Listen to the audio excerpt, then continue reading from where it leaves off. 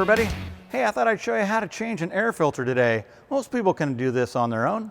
It's not that big of a deal. First thing we need to do, grab our safety gogglers and our 1/2-inch impact gun with 22mm socket on it. You know what, folks?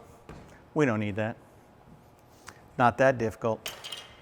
At most, we may need a Phillips screwdriver, maybe a flat blade screwdriver, and in this particular case, I don't need either. Simply unclip the clips here. Slide the box up and out of the way. And here's our filter. This one's got a little bit of dust and dirt in it. Try not to pound these things on the ground to remove any loose impediments.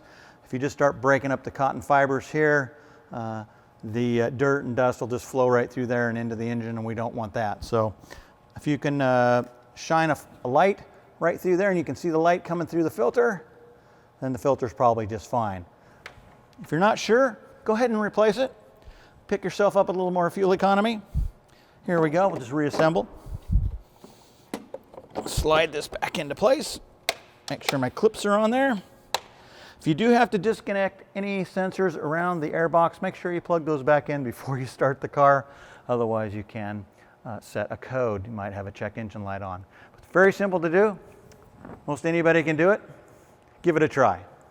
If you're interested in any of the automotive classes here at Clackamas Community College, or if you're looking to get into a career in the automotive field, check us out at clackamas.edu. We have a lineup of classes in there that you can take a look at. Also, come on up and visit our brand new remodeled shop. We're more than happy to give you a tour, show you what we have to offer. Looking forward to seeing you. Thank you.